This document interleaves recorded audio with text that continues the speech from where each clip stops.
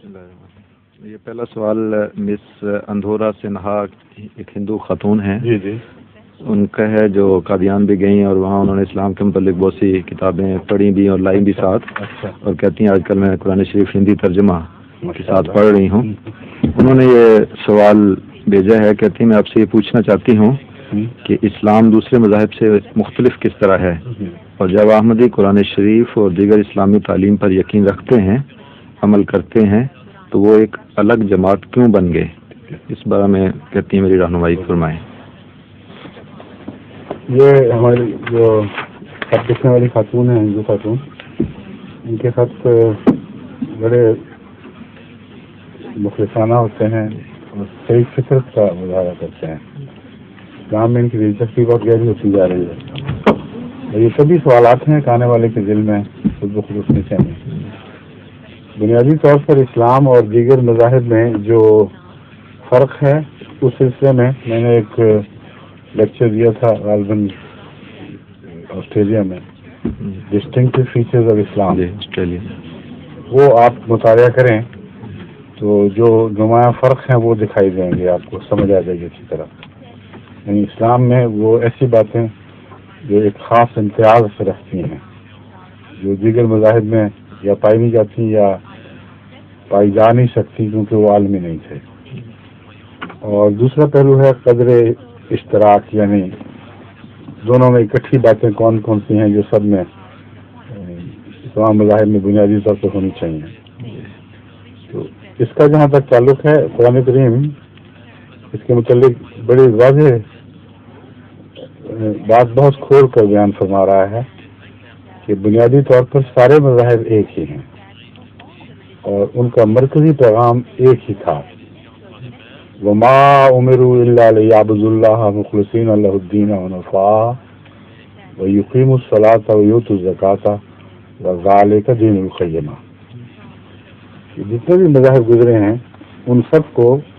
یہی ایک تعلیم دی گئی ہے جو مرکزی نقطے کی حیثیت رکھتی ہے، جو ہر مذہب کا ڈھانچہ سمجھ لیں، اور وہ تعلیم یہ ہے کہ خدا تعالیٰ کی عبادت کرو اور کسی کی نہ کرو،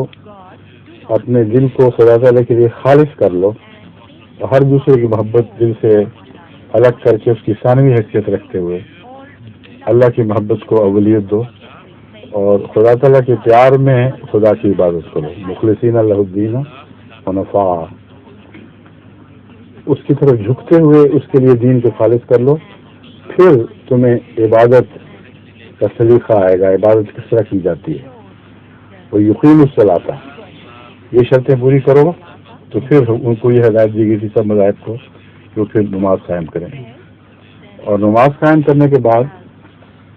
بنی نوع انسان کے حقوق کا سوال اٹھتا ہے۔ تو تمام مذاہب کو یہ تعلیم دی گئی تھی وجوۃ الزکوٰۃ، یہاں زکوٰۃ سے یہ مراد نہیں کہ زکوٰۃ کی اصطلاح تمام مذاہب میں رائج تھی، مراد یہ ہے کہ ہر مذہب میں خدا کی خاطر، خدا کے بندوں پر اور خدا کے قائم کردہ نظام پر خرچ کرنے کے لیے کچھ خرچ کرنے کی نصیحت فرمائی گئی تھی، اور اسی کا نام زکوٰۃ ہے۔ تو خدا تعالیٰ کے حقوق اور بنی نوع انسان کے حقوق کے جو بنیادی پہلو ہیں، جو مرکزی نقطہ کی حیثیت رکھتے ہیں، مرکزی ڈھانچے کی حیثیت رکھتے ہیں، وہ قرآن کریم کی صورت میں بیان ہو گئے ہیں۔ تو میرا جواب یہ ہے کہ بعض پہلوؤں سے اسلام تمام دوسرے مذاہب کے مشابہ، اور ان کا جو بھی ڈھانچہ اللہ تعالیٰ نے بنایا تھا وہی ڈھانچہ اسلام کا ہے، لیکن ڈھانچہ ایک ہو جانے سے شکلیں تو ایک جیسی نہیں ہو جاتی، اور یہ بھی ضروری نہیں کہ دونوں ایک جیسے دکھائی دیں، ایک جیسے ہو جائیں۔ اب میملز جو ہیں ان کا بنیادی ڈھانچہ ایک ہی ہے، لیکن کوئی اس میں گائے بھینس ہے، کوئی بکری ہے، کوئی گھوڑا ہے، اونٹ ہے، اور اسی طرح انسان بھی میملز میں آ جاتے ہیں۔ یعنی میملز کی وہ مراد یہ ہے وہ جانور جن کی ایک ریڑھ کی ہڈی ہے اور خاص نقوش ہے بنیادی، ان میں جتنے جانور آتے ہیں ان میں دیکھیں فرق کتنے ہیں، ایک زیادہ ترقی یافتہ ہے، ایک نسبتاً کم ترقی یافتہ ہے۔ تو اسلام اس پہلو سے ایک ہونے کے باوجود اس امتیازی شان بھی رکھتا ہے، اور ان تمام مذاہب میں سب سے اوپر اسلام کا مقام ہے، اپنی تعلیمات کی مزید نفاست اور مزید حسن کے نتیجے میں۔ یہ پہلو ایک نئے آنے والے کو یا مذہب کا، اسلام کا مطالعہ کرنے والے کو پیش نظر رکھنا چاہیے کہ تجزیاتی مطالعہ کریں۔ ہمارا تو دعویٰ ہے، لیکن آپ کو تو اطمینان تبھی ہوگا جب آپ دیکھ لیں اپنی آنکھوں سے کہ یہ تعلیم اسلام میں بھی تھی، پہلے مذہب میں بھی تھی، لیکن اسلام میں زیادہ خوبصورت ہو کر، زیادہ نکھار کے ساتھ ابھری ہے۔ بس جہاں بھی آپ کو حسن دکھائے گا تبھی بات ہے کہ آپ اس کی طرف جائیں گے، یا پھر اندرونی حسد، اندرونی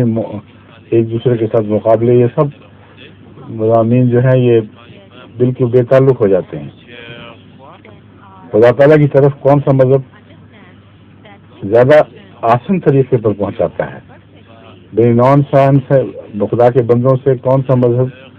زیادہ بہتر تعلقات کی تعلیم دے رہا ہے، اس وجہ سے یہ جو ہندو خاتون ہیں ان کو میں توجہ دلاتا ہوں کہ اس چھوٹے سے چند ورقہ کے رسالے کی طرف بھی توجہ کریں، وہ پڑھیں، انشاءاللہ اس سے بہت سی باتیں معلوم ہوں گی۔ اور اسلامی اصول کی فلسفی یہ خود ان کے زیر مطالعہ ہے، انہوں نے لکھا ہے اپنے خط میں، اس سے بھی ان کو بہت نمایاں طور پر اسلام کی تعلیم کی برتری دکھائی دے گی۔ ان کا سوال بہت ہی مربوط ہے اصل میں، کہتے ہیں مذاہب میں، یہ اصل بات ہے، مذاہب میں اگر سب ایک تھے تو فرق کیوں ہے، اور اسلام دوسروں سے الگ کیوں ہے، اور احمدیت اگر اسلامی کا حصہ ہے تو باقی فرقوں سے الگ کیوں ہے؟ اصل یہ سوال ہے جن کے میں اٹھا۔ اسلام جہاں تک احمدیت کا تعلق ہے، یہ اسلام کی تعلیم کو نئی نکھارنے والی جماعت نہیں ہے، کیونکہ وہ تعلیم تو مکمل ہو چکی ہے۔ پھر سوال یہ پیدا ہوتا ہے کہ الگ کیوں جماعت بنی؟ بنیادی طور پر جماعت احمدیہ کے قیام کا مقصد یہ تھا کہ اسلام کی خوبصورت کامل تعلیم میں جہاں مزید باتیں داخل کر دی گئی ہیں جس سے اسلام کے چہرے پر داغ لگتا ہو، اسلام کی تعلیم کے بعد خوبصورت حصوں کو یا بدل دیا گیا ہے ذہنی طور پر، عملاً تو قرآن کریم میں اسی طرح ہے، لیکن اس کے سمجھنے میں فرق ہو گیا ہے، اور اس فرق کے نتیجے میں ایک خوبصورتی کو بدصورتی بنا دیا گیا ہے۔ ایسے تمام پہلوؤں میں ضرورت تھی کہ اللہ سے علم پا کر اللہ کی ہدایت کے نیچے ایک کامل مہدی پیدا ہو، المہدی، جو خدا سے ہدایت یافتہ ہو، قرآن سے ہدایت یافتہ ہو، محمد رسول اللہ سے ہدایت یافتہ ہو، اور اسلام کے اصل نقوش اجاگر کرے۔ اگر کوئی چیز نامکمل ہو تو اس کے نقوش میں اضافوں کی ضرورت پیش آتی ہے، اگر کسی چیز میں ضرورت سے زیادہ چیزیں ہوں تو ان کو ختم کرنے کی ضرورت پیش آتی ہے۔ ایک چیز اگر کامل ہو تو اس کو صرف یہ ضرورت ہے اس کی جھاڑ پونچھ کی جائے، اور اگر غلطی سے کچھ اضافے کر دیے گئے ہیں تو ان کو صاف کر کے الگ کر دیا جائے۔ بین ہی یہی مقصد جماعت احمدیہ کا ہے، اور اسی لیے حضرت مسیح موعود علیہ السلام کے متعلق حضرت اقدس محمد رسول اللہ صلی اللہ علیہ وسلم نے پیشگوئی میں فرمایا، اور مہدی کے متعلق بھی یہ الفاظ ملتے ہیں کہ وہ حکم عدل ہوگا، یعنی امت میں لازماً اختلاف پیدا ہو چکے ہوں گے، ان اختلافات پر وہ عدالت کرے گا، اور چونکہ اللہ سے ہدایت یافتہ ہوگا اس لیے اس کے فیصلے درست ہوں گے۔ تو یہ ہے بنیادی ضرورت جماعت احمدیہ کی۔ جہاں تک تعلیمات کا تعلق ہے یہ فرق ہے، جہاں تک کردار کا تعلق ہے ہر دنیا کی قوم کا بہترین تعلیم بھی رکھتی ہو، اس تعلیم کے عقلاً اور عقیدتاً رکھنے کے باوجود اس کا کردار خراب ہو سکتا ہے۔ ہندو مت میں بھی اچھے لوگ ہیں، برے لوگ ہیں، عیسائیت میں بھی اور اسلام میں بھی۔ تو خدا کی طرف سے جو شخص آتا ہے اس کا کام صرف یہ نہیں کہ تعلیم کو نکھار کر پیش کرے، اس کا کام یہ ہے کہ اپنے اعلیٰ مثال کے ذریعے جنوں کو پاک بازی بخشے، ان کو صاف ستھرا کرے، ان کا کردار بنائے، بکھرے ہوں کو ایک ہاتھ سے اکٹھا کرے، منتشر لوگوں کو ایک تنظیم عطا کرے۔ بس اس پہلو سے بھی جماعت احمدیہ کی بے حد ضرورت تھی، اگرچہ اسلام ہی ہے اور اسلام ہی میں ہے، لیکن جو مسلمانوں کا بس دوسری جگہ حال دکھائی دیتا ہے، نہ کوئی مرکزی تنظیم، نہ نظم و ضبط، نہ باہمی بھائی چارے کی وہ شان جو حضرت محمد رسول اللہ علیہ وسلم کے زمانے میں تھی. بس ان سب باتوں کو از سر نو اجاگر کرنے اور بحال کرنے کے لیے احمدیت قائم کی گئی ہے. ایک بات مزید میں یہ بھی عرض کر دوں کہ لفظ احمدیت میں حضرت مسیح موعود علیہ السلام کی طرف اشارہ نہیں ہے کہ آپ کا نام احمد تھا، بلکہ حضرت مسیح موعود علیہ السلام نے کھل کر یہ بات لکھ دی ہے کہ لفظ احمدیت میں حضرت اقدس محمد مصطفیٰ صلی اللہ علیہ وآلہ وسلم کی شان احمد کی طرف اشارہ ہے. آپ کے دو نام تھے، ایک محمد اور ایک احمد. تو حضرت مسیح موعود علیہ السلام فرماتے ہیں کہ آخری دور میں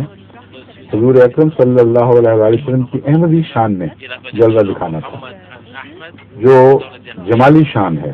ایک سورج کی شان ہوتی ہے، تمازت پائی جاتی ہے، گرمی کی شدت ہوتی ہے، بعض وہ جلا دیتی ہے، بعض اس کو دیکھنے والا اگر دیکھے تو اس کی تاب نہیں ہوتی کہ دیکھ سکے، اس کی آنکھوں کو نقصان پہنچ جاتا ہے. اس کو کہتے ہیں جلال. ایک ہے چاند کی شان، وہ سورج سے روشنی لیتا ہے مگر اس میں ایک نرمی پائی جاتی ہے، ایک لطف پایا جاتا ہے، اس میں محبت کا مضمون ہے. یہی شان مسیح کی تھی حضرت موسیٰ کے مقام پر، اور یہ شان محمد رسول اللہ میں پائی جاتی تھی بیک وقت. آپ محمد بھی تھے اور احمد بھی تھے، سورج بھی تھے اور چاند بھی تھے. یہ دونوں باتیں بیک وقت آپ میں پائی جاتی تھیں، مگر مقدر تھا کہ ایک ایسا دور آئے جبکہ جمال کی شان غلبہ کرے اور جمال کی شان لوگوں کو اسلام کی طرف بڑے زور کے ساتھ کھینچے. یہ شان احمدی کا ظہور ہے جس کی طرف جماعت احمدیہ کا نام اشارہ کر رہا ہے. امید ہے آپ کو تسلی ہو جائے گی. اگر کوئی اور پہلو رہ گیا ہو جو آپ کے ذہن میں خلش پیدا کرتا ہو تو دوبارہ لکھ کر مجھے بتا دیجیے. اور ظہور مہدی آخر